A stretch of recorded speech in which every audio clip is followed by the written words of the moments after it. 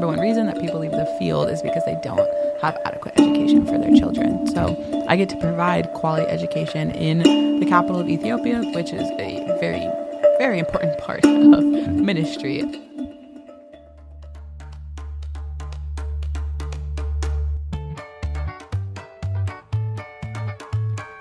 Welcome to the Essentially Translatable podcast, brought to you by Lutheran Bible Translators. I'm Richard Eskey. And I'm Emily Wilson. Before we dive into today's episode, we just want to take a second to say thank you to Andrew Olson. Andrew Olson has been the producer and editor of the Essentially Translatable podcast since day one and has done it masterfully. Those of you who listen have no idea what he wades through, all the stuff he deals with and cuts out. It was enough to make a whole episode one time. It's true. Andrew served with Lutheran Bible Translators about a year ago. He left to start a partner organization, but continued because he loved this podcast so much to edit it, volunteering his time to do that. And the Lord's blessed that ministry he started. And the time has come for him to be able to pivot to that and give it its full-time attention. So he will be leaving the show as editor and producer. And we just really want to say thanks, Andrew, for all you've done for us, for having the vision for the podcast and the love for it, and how you expressed that to us and worked with us and supported us so much over these years. It's true. All of the edits that, Andrew, you have made time to be able to glean through. We thank our listeners that you have been faithful. Andrew made you more faithful. That's right. For all of the things that he was able to edit out. And we're just very thankful for the opportunity to partner together this last year in a volunteer capacity, and just God's blessings for They Need the Bible. Want to encourage our listeners to check out that episode also to learn more about Andrew's ministry. So on to our episode content for this week. We are interviewing Deanne Gochanour. So she is a missionary kid teacher at Bingham Academy in Ethiopia, and she has been there over a year now, and now teaching in a different capacity than from what she started. But it's just been amazing to hear her experiences. She was voted the most well-loved teacher last year, I believe. That's correct, yeah. And her class also was the highest performing academically in the whole school she taught into. So really, she's done a great job. So we hope you enjoy this interview with Deanne Gochanour.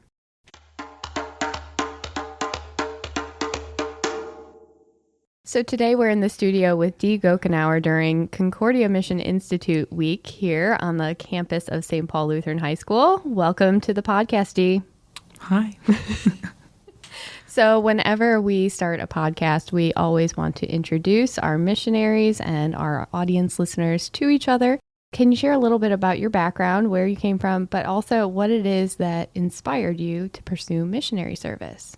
Yes, so I grew up in small town Wisconsin, born and raised, but then I went to Concordia University in Irvine. Quite a difference there, climate-wise. Just a little bit, but that's what I wanted. That just sounds like wisdom, actually. So, yeah. Yeah, so I majored in elementary education at Irvine. I have a Lutheran teaching background that I got from Irvine, and then I shoved some mission classes in there as well. But I knew sometime in high school that I wanted to pursue career missions, and I went to a Lutheran elementary school from pre-K through 8.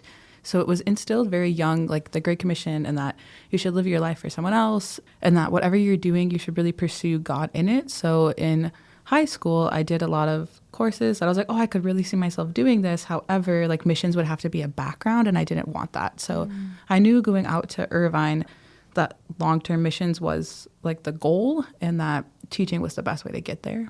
Wow. So like from a young age, you were like, this is instilled in me. I have a heart, a passion for being able to reach people with the gospel, and that it was a determining factor, not just the weather. It was a determining factor for where you went to school. That's awesome. So you're in Ethiopia now, but you started out in a short-term capacity with Ghana. Can you share a little bit about the lead up, like maybe even include a little bit of Lutheran Bible Translators, why, but the lead up to Ghana? How did you end up there? So I knew of LBT from all the Beautiful Feet conferences through the Concordia system, which is a traveling mission conference. And like I saw both of you speak at the one in Texas, actually. And so I knew like what you guys did and that I could be a missionary teacher through LBT in some capacity. And then somebody sent me my senior year. I graduated in August, so it was sometime in July. They sent me this nanny position for a year. And they were like, well, you know, why don't you just apply, see what happens? And I was like, okay, I guess we'll just see how far I get in this process. I don't really know if that's what I want to do or where I'm at. I thought it'd just be a little gap year situation, but then I didn't end up backing out. So I was like, oh, I'm going. Okay. Like time to start fundraising. But it ended up that I didn't go to Tanzania and the family was relocated. So at that point it became, what do I do? Where do I serve? And so they brought up the idea of Ethiopia, but then they did Ghana at the same time. So Paul and Ali Federowitz, their family was moving to Ethiopia. And so they said, you know, we need somebody to homeschool the younger two or the two middle schoolers at the time. And that, you know, we need some help closing out our house and just really like help transitioning in this situation. They were there for 15 years. So they had, you know, just a lot of stuff to like go through and the mental process of having to leave like their house for a very long time. So I went to Ghana and taught 8th grade and 6th grade. But So was that your first time going somewhere outside the United States then? Yeah. Or? Okay. What kind of other stuff had you done? I've been in orphanages in Mexico a few times, short-term trips to Haiti in high school, but in college, I went with Dr. Flugi to West Africa, to Burkina Faso, and to northern Togo. So I got to learn a lot about the mission field and just, you know, what a presence looks like there without like church planting and building random buildings, you know, painting and stuff. It was a lot of career-based long-term. So what did challenge you when you got to Ghana? You know, you'd already had the experience, but what was like, wow, this is still challenging? I mean, teaching. So I haven't taught anywhere. And that was kind of my first teaching experience, I guess, outside of education and such. So that was challenging, especially because I'm an elementary teacher. So in California, I'm 5th and lower, but I was teaching 6th and 8th. Right. Okay. Yeah, so it was hard to, you know, kind of teach myself as I was teaching them, where Levi would ask, oh, how do I do this math or this, you know, science problem? And I was like, did you look in the book? Because I don't know either. I have to teach myself. You know? That's awesome. So a lot of learning on the job in a lot of ways. And you were in a city setting, which was a little bit of a pivot, because I think when you were originally like thinking, oh yeah, I'm going to be geared up for Tanzania, it was a little more remote. But you did have experience in some of those more remote areas, like visiting Michael and Naomi Ursland and being able to see the programs happening out in Ghana. But you did make that shift. You came back to the U.S. just a short little bit, and then you made the shift to Ethiopia. So there's something that as you were preparing with Ethiopia that you learned in Ghana. What was like one of the takeaways that you're like, this helped me so that when I finally made that move to Ethiopia, I felt more prepared, even though the contexts are totally different? What is it that maybe changed in you? I learned how to be alone, if that makes any sense. It's such a weird statement. But I kind of learned like what hobbies to invest in and how to figure out what would help my mental health being in a different place, and like what activities do I even like. And like you can't do certain things that I grew up with in Wisconsin and then things that I learned to do in California. Like I couldn't do all of those in Ghana, and I obviously can't do them in Ethiopia.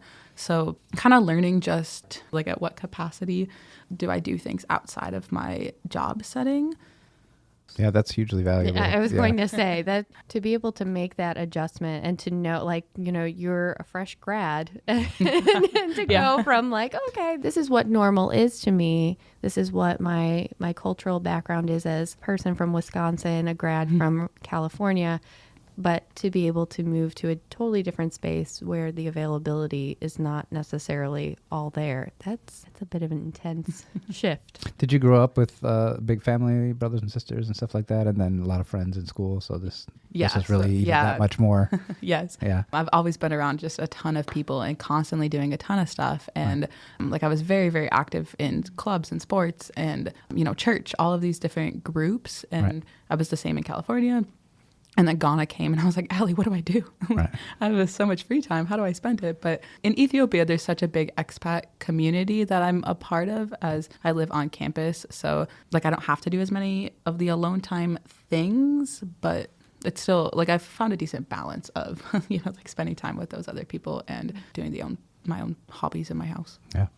So West Africa, Ghana specifically, and then making that shift to Ethiopia, there's different things culturally and otherwise to prepare for, like the weather in Ghana is very different from the weather in Ethiopia, Addis Ababa specifically, because Ethiopia can be very diverse with its climate.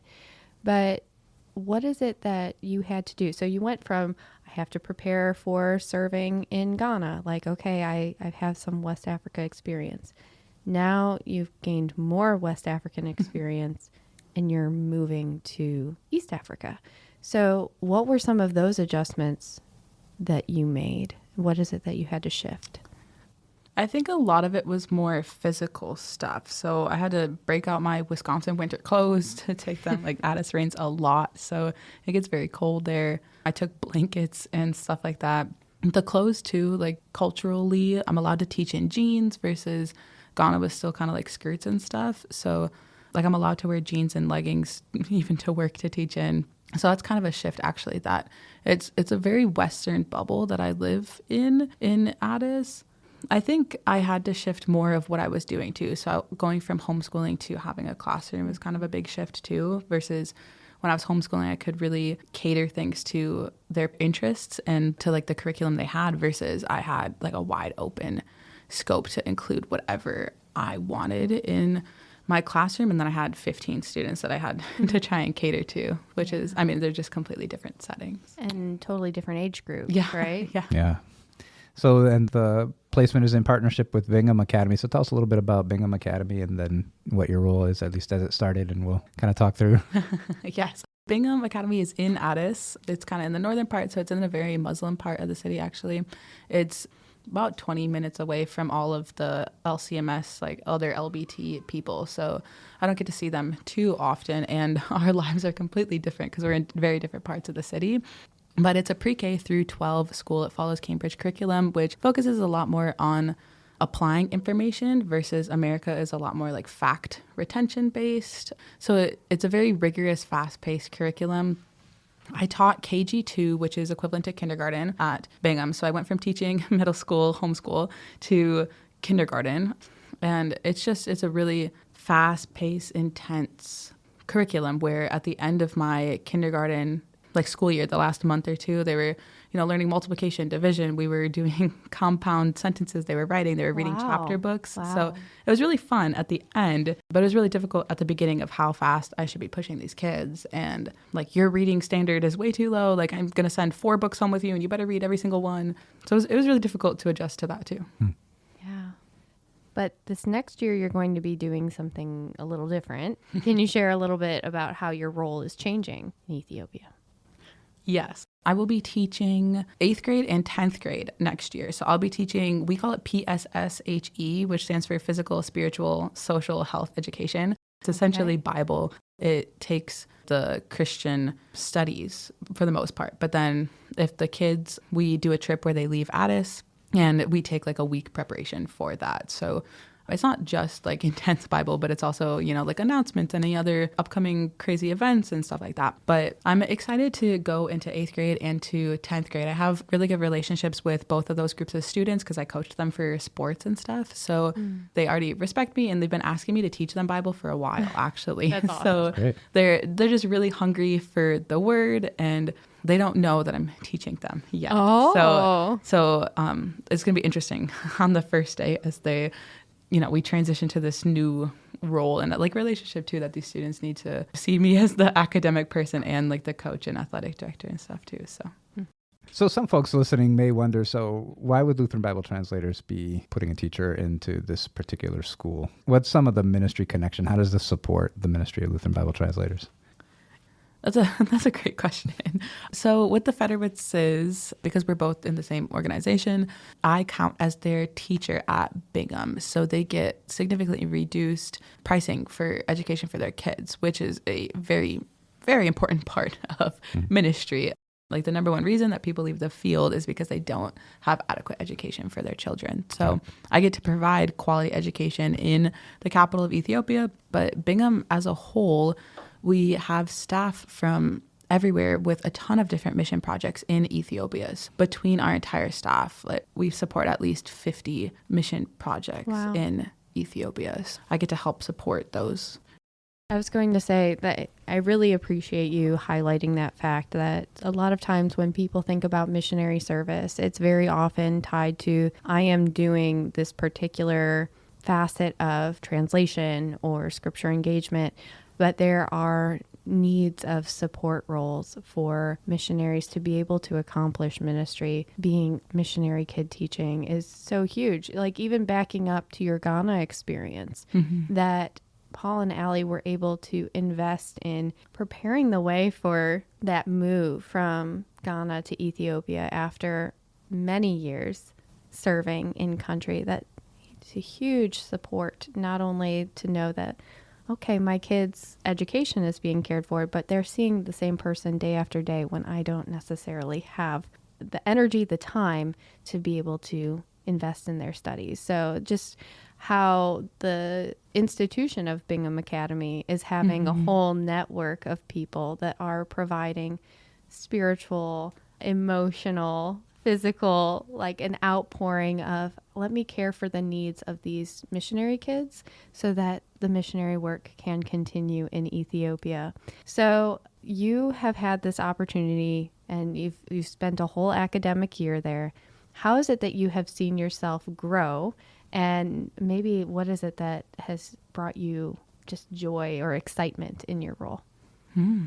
I've seen myself grow as a classroom teacher for sure. I came fresh out of university and I went right to Ghana, and then I had that little summer break, and then I went right to Bingham. So I've never had a formal student teaching or like any real hours teaching in the classroom or anything. So kind of learning how to do that, but also to use my local TA to like the best of her advantage and to navigate all the cultural parts of, like, we represented at least 7 countries in my 15 students in kindergarten. So trying to navigate, like the cultural aspect, being a first year teacher, this really difficult curriculum in the new country, like a local TA that I was interacting with. So I grew in how to plan lessons for like those specific things, but also I've always been a very flexible person, but I was able to really use that. And I guess I've noticed how much of an asset that is on the mission field, and especially in teaching too, of my kids are really struggling around Christmas was a really bad time of homesickness.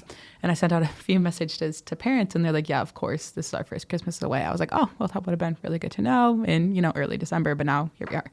So just being really able to add like TCK processing things into my own classroom. So we read a lot of books of where, you're from this country, but where is this? And you feel like you identify with this and this and this, and you're struggling with your family, but also with the culture and like people, touching your hair on the sidewalks as you're walking. So it was really great to be able to notice that my students were going through those things and then put it in part of my curriculum as well. So like the books we were reading, the things we were writing was based on how to help them process their like lives essentially. And at such a young age, which is something I'm really hoping to take over to my 8th and 10th grade classes for Bible as well, of where does your identity lie? Like that's something TCKs struggle with so much of, I've got a passport country, but I live somewhere else.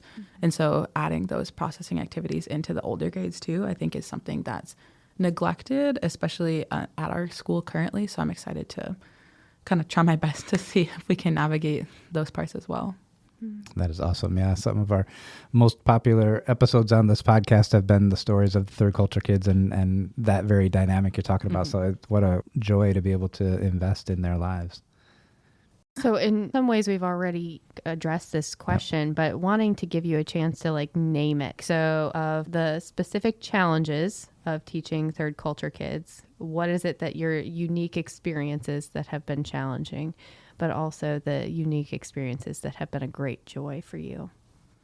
So one thing that I guess stands out, I've been a lifelong athlete, so I've done a lot of sports and such. And so I got to use that to coach students, and I made great relationships with them. And I was able to really like dive into their sports skills as well, which then led me to gain those relationships to then pour into their lives beyond just like our volleyball court or something. But something that I've always been raised with is you don't argue with the ref. And so, it doesn't matter the sport, you're not going to go attack them or anything. But Ethiopia has a very like argumentative culture. And so they don't have any fear in going up to someone. And I guess it's kind of how you defend something. At least that's what I was told, is that these kids want to really defend, like, this is the play that I made. Like, this is the wrong call that the ref made. I'm going to defend it because I'm right and I believe in myself or in our team or something like that.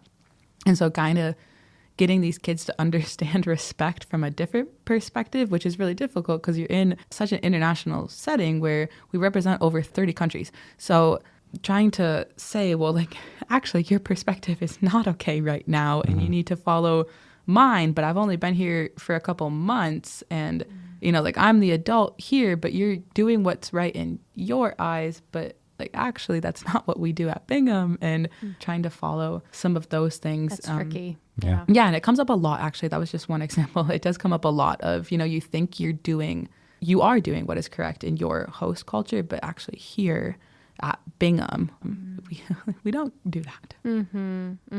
Yeah, like thinking about, this is probably also an example of, like, you think about culturally, internationally, maybe the drinking age is lower. Right. Like, okay, it's permissible at 16, but you come to the campus of St. Paul Lutheran High School, you are legally, as well as the campus having rules that no, that is not acceptable. This is a dry campus, and we have to follow the rules of the nation, which is 21 and over. So having those distinctions and being able to explain those things, even though it's here. Yeah.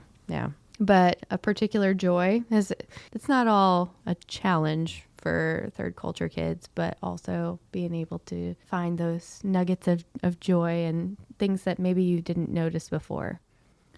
Yeah, every culture is so different. And so I feel like in my first 2 months, I learned more about the UK than I did about Ethiopia because we have so many staff from England and such that, like, we were just bouncing off nursery rhymes and we're like, oh, that actually sounds different in the US. Or somebody brought up dancing or line dancing or something. And I was like, oh, we don't, but it depends on the state or something. So learning that information is really cool and valuable, that I get to learn from all these different cultures. And we have a really big Finnish population. And so the church that I go to with a couple other Bingham staff, we have a decent amount of potlucks and such. So getting to try like their food and, here's my biscuits and gravy versus, here's, I don't even like ham sandwiches for breakfast kind of thing. So but getting to bounce the different cultural aspects off of each other is really fun, and it just grows everyone's mindset too. So what would you share with somebody who might be thinking about, maybe you've opened a new category for them, supporting a third culture kid? That's something I never thought I could do before, but what would you say to someone who's looking to support a third culture kid from your experience here the last year and a half? I would say to support them is to really just let them talk about whatever struggle and joy that they're going through. So I was very big on letting my kindergartners talk about, this is your passport country. These are the experiences you had there. These are the traditions you had there, versus this is where you are now. This is what you're doing now. Like, this is how your traditions had to change. And there's plenty of resources out there to really dive deep into like how to support TCKs through that process and stuff. But I guess from the teaching in a classroom setting, it was easiest to just let them talk about it. And they got to a point where they're like, even on the playground, they're like, oh, like this type of tree doesn't exist where I'm from. And I was like, wow, the fact that you know that at 5 is really incredible. But also, like, you're right, it doesn't. Like, does that make you happy? Does it make you sad? Like, what else can you tell me about where you're from and how you're feeling and stuff? That's really great. Yeah. Just being able to ask questions and to listen. Yeah. The presence is huge for third culture kids because things are always changing. People are always coming and going. And to be able to just say, I'm going to be sitting here with you and I care about what you think and say. It's awesome. So you've been on a journey. You've gone from college grad to going to Ghana to Ethiopia and going back to Ethiopia here very shortly.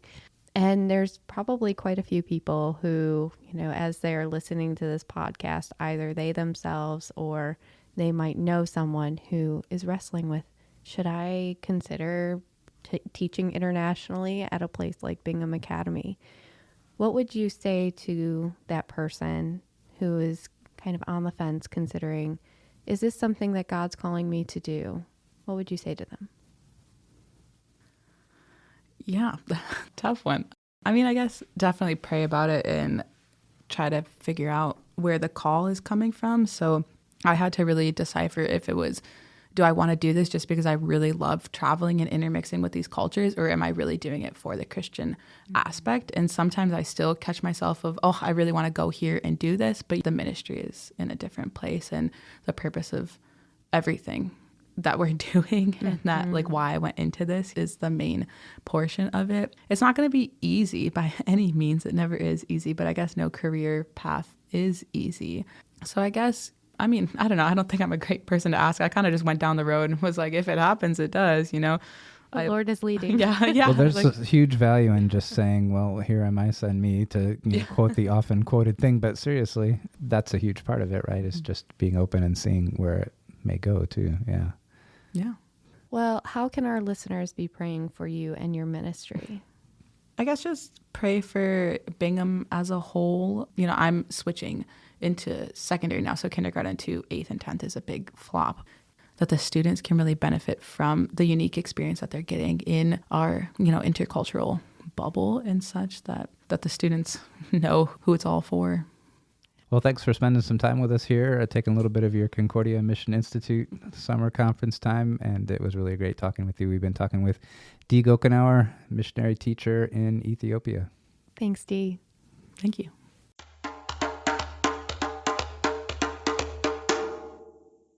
So during the interview, I just really appreciated not only Dee's posture of relaxed and this is God calling us into mission, and I just let him lead the way, but also her heart for missionary kids and different cultures coming together and having compassion for these kids in different contexts and how it all weaves together. It was a really great interview to be able to hear from her and her heart and how she's been transformed in this just short period of time that she's been with Lutheran Bible Translators. Yeah, it just reminded me too of the importance of, in this season when there are still locations that we send expatriate missionaries to work in, there are reasons that they're there, and that's the difficulties about the work and the context. And it just reminded me of the importance of all the different ways to support the missionary families that are there.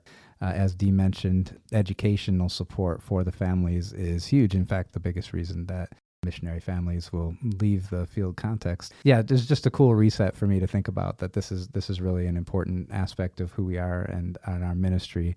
As we work together with the church around the world to put God's word in their hands, all these details and all these intricate pieces are woven together by the Lord to make that happen. And to see one of the many programs that are in Ethiopia that Dee is helping support, we invite you to take a look on our website at lbt.org/programs. And if you know someone who really has a calling on their heart to serve in an international setting, we want to encourage you to email recruiter@lbt.org and see if we would be a mutual fit. Thank you for listening to the Essentially Translatable podcast brought to you by Lutheran Bible Translators. You can find past episodes of the podcast at lbt.org/podcast or subscribe on Audible, Apple Podcasts, Spotify, or wherever you listen to podcasts.